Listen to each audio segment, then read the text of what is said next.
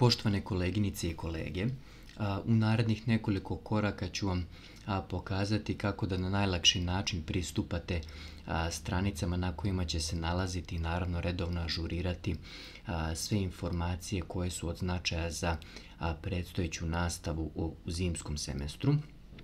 Način postavljanja ovih informacija je za nijansu drugačije organizovan na sajtu fakulteta nego što je to bilo prethodne godine, pa otuda i ova želja za ovim kratkim uputstvom kako bi se i podjednako i profesori i studenti lakše snalazili što pre uhodali kako semestar bude počeo.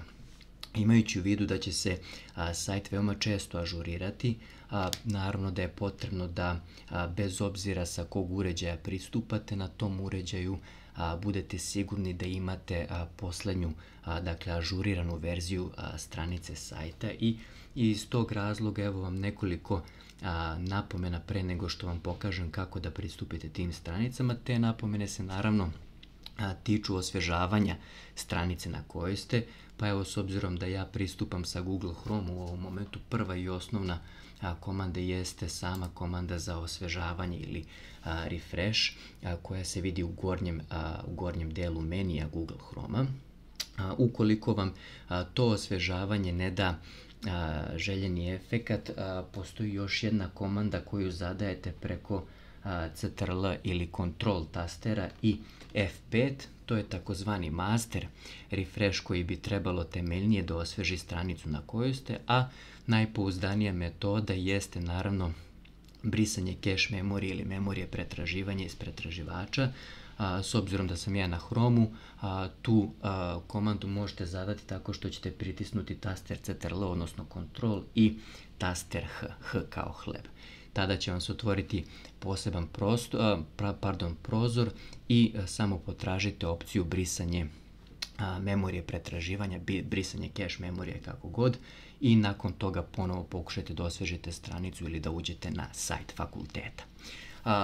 Onda kad ste sigurni da imate poslednju osveženu verziju sajta, odnosno stranice koje želite da pristupite, opcija u navigaciji sajta koja vam je najznačajnija u momentu jeste naravno Student Info i odmah će se otvoriti, dakle, padajući meni, s obzirom da govorimo o predavanjima, naravno da vas interesuje opcija raspored predavanja, pa se potom onda otvara i pod meni sa vrstama studijskih programa. Evo, za potrebe ovog kratkog uputstva ćemo na primjer odabrati osnovne studije, a u okviru osnovnih studija hajde evo na primjer da odaberemo 3. godinu.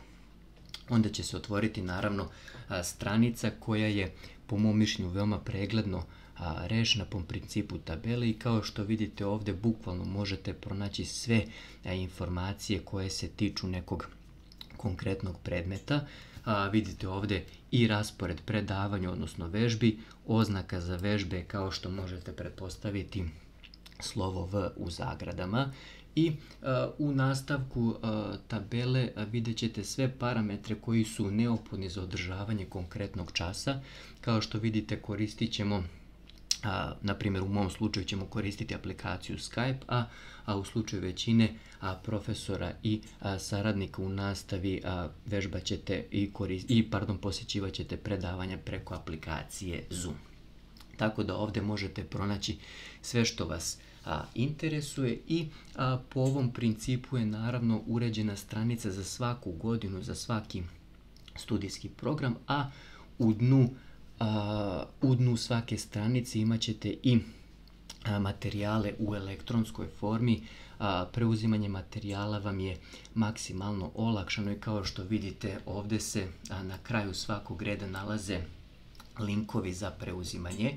Vidite da ih vrlo lako možete selektovati i kopirati. U pitanju su V-transfer linkovi i ajde evo za potrebe uputstva uzet ćemo prvi link, kopirat ćemo ga, u novom prozoru ćemo ga otvoriti i dobit ćete opciju za preuzimanje tog konkretnog materijala.